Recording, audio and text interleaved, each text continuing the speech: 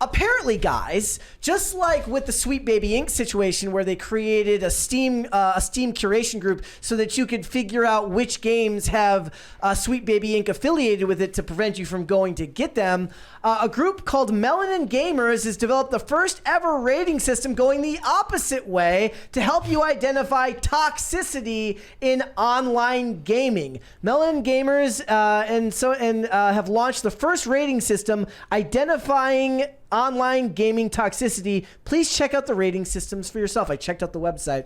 So I just want to know what you guys think. As gamers yourself, I would imagine that this would have kind of a Streisand effect, that it would go the other way, that people are like, oh, look at all the toxicity in this game. Count me in. Yeah. Yes, 100%. Right? 100%. Yeah. Now I know what to buy. Look, listen, and people got GTA sometimes specifically so they could just cause mayhem and have the cops come after them. That's me. Just so that way they could go pick up the hooker, take her behind the building, do the deed, then beat her up with a baseball bat and take your money back. That was a selling feature. You don't think that they're gonna go ahead and be like, whoa, the toxic games, those are the ones I want. Of course they're gonna.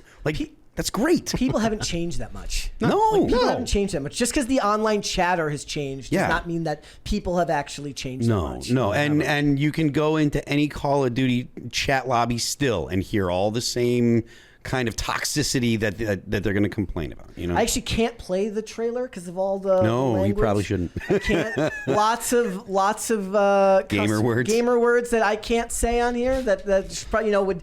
Culture, man. Gamers being gamers. I don't even know what it is. The last 4 episodes of this show have all gotten demonetized. Wow. I don't know what. I mean, the Diddy stuff seemed to get us instantly demonetized, whatever.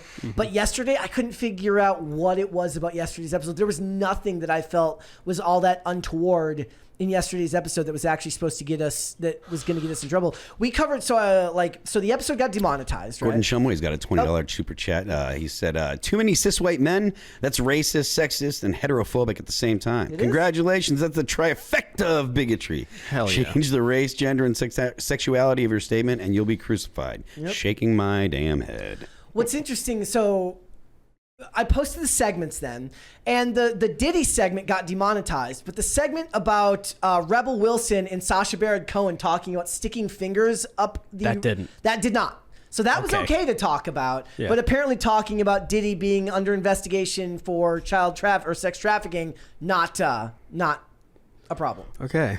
Or is a problem, but crazy. That wasn't allowed. So the toxic rating system, it's going to end up working the other way. And most of the other people here are saying that. Is this something that you would actually use to then go and find a game to play? Maybe. Honestly. Yeah.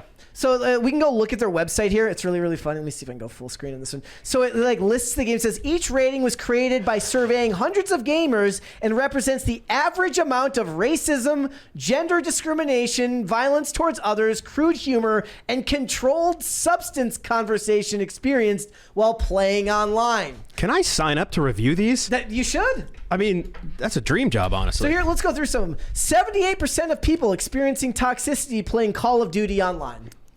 Well, they literally said that they were talking about violence as part of the toxicity. The whole point of the game is to kill the other guys. Call in airstrikes and blow up their bodies. It's awesome when you see pieces flying around. They don't do that, I don't think, in Call of Duty. But when video games do, it's cool.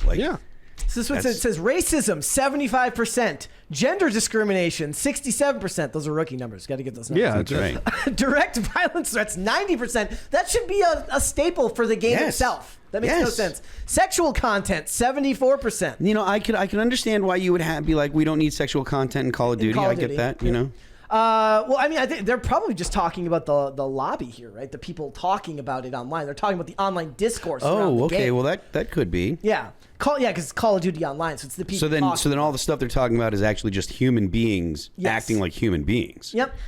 Crude humor, 79%. Controlled substance conversation, 82%. I love this graph on the right, which I have no idea what this is supposed to actually mean. That's the aiming thing. So on Call of Duty, you can adjust your gun to have like certain attributes that are stronger and weaker. So they just took that. It's literally just a. It's a mock-up of something that they do. Well, they're using it for all of the games, though. Yeah, which is stupid, but Fortnite. 76% of people say that the game has toxicity. Okay.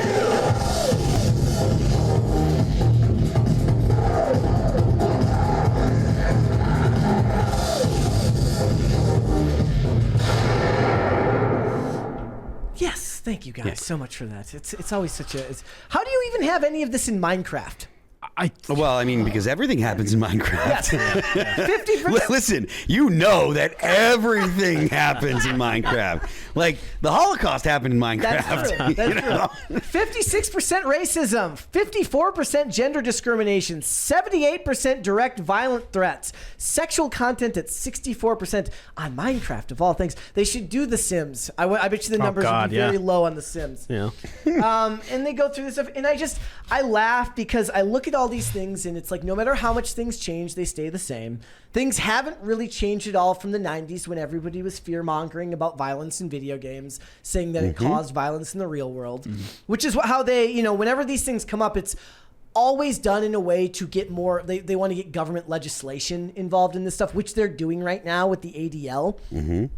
And stuff like that. And it's always so disingenuous because to pretend like the video games would somehow cause violence without massive failings at every other level of your upbringing is at the least intellectually dishonest and at worst manipulative, right? Well, manipulative is the intent. Yeah.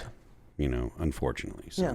I just I look at something like this and all that would want to do. It's like a kid seeing like an R-rated movie logo and being like, I don't want to go see that. That movie's rated R. They want to see the rated R movie. Of course. That's what I wanted, right? Nobody wanted PG-13 Deadpool. They wanted to see R-rated Deadpool. That's the whole point. Oh, I forgot about that. Yeah. Yeah, that sucked. Because they did. They released Deadpool 2 in the theaters over Christmas as like a PG-13 cut that gets rid of all the good stuff.